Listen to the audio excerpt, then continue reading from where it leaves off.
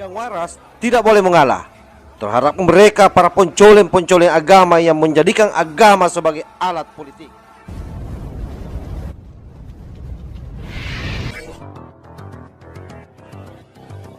Tanahku yang ku cintai,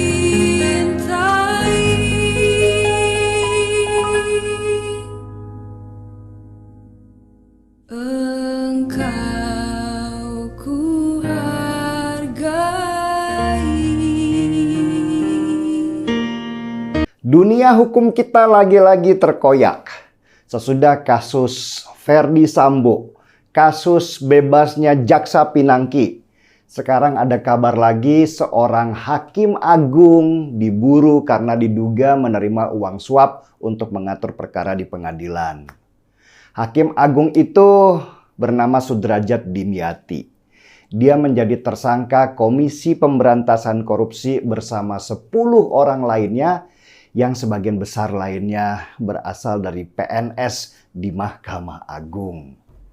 Sudrajat Dimyati disangkakan menerima uang total 800 juta rupiah dari total uang yang diberikan kepada para tersangka sebesar 2,2 miliar rupiah untuk pengurusan perkara. Uang 2,2 miliar rupiah itu dibagi-bagi di antara para PNS di Mahkamah Agung yang sekarang mereka sudah jadi tersangka juga. Ada yang dapat 250 juta rupiah, ada yang dapat 100 juta rupiah, bahkan ada juga yang dapat lebih tinggi 850 juta rupiah. Dan KPK menduga ini bukan pertama kalinya mafia di Mahkamah Agung ini bergerak. Mereka kemungkinan sudah menerima suap dengan model yang sama untuk mengatur perkara di Mahkamah Agung. Sebagai catatan ya, Mahkamah Agung ini adalah tempatnya para hakim dengan kedudukan yang sangat tinggi. Makanya hakim di sana disebut dengan Hakim Agung.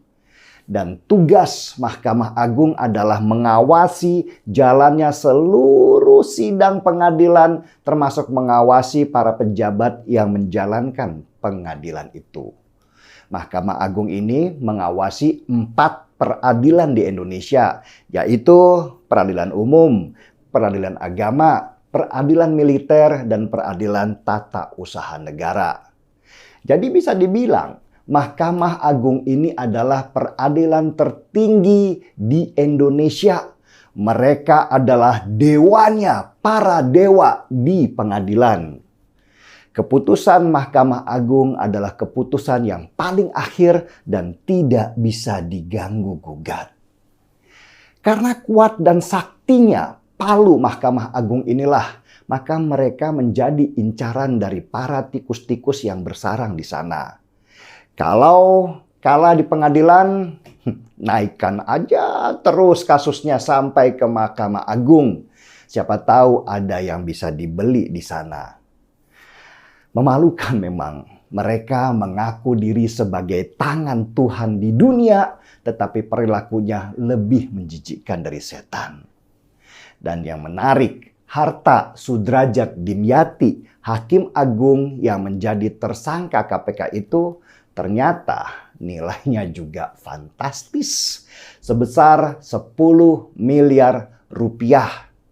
Ya, kalau satu perkara dia bisa dapat 800 juta rupiah, bayangkan aja kalau dia bisa dapat 10 perkara.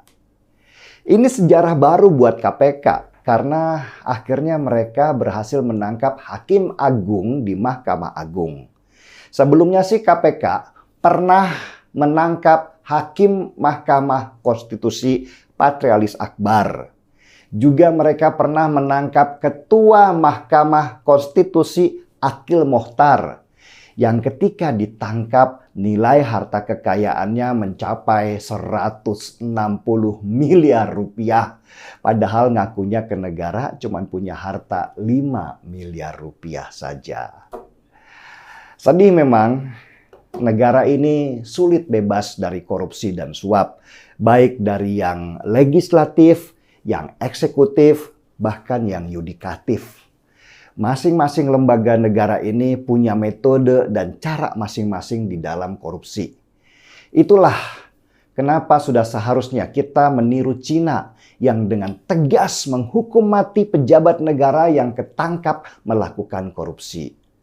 Cina dulu juga negara yang sangat korup sampai pemerintahannya kemudian menetapkan hukuman mati di depan publik untuk pejabat negara yang tertangkap korupsi. Tapi mungkinkah di Indonesia bisa ditetapkan hukuman mati buat koruptor? Sulit sekali, karena untuk membuat undang-undang itu butuh kesepakatan antar partai di parlemen. Dan mereka pastilah menghindari undang-undang hukuman mati buat para koruptor karena mereka juga takut kena hukuman. Mungkin kalau di Indonesia menganut sistem satu partai seperti di Cina, undang-undang hukuman mati buat koruptor itu bisa terlaksana. Itu juga kalau satu-satunya partai itu nanti nggak korupsi.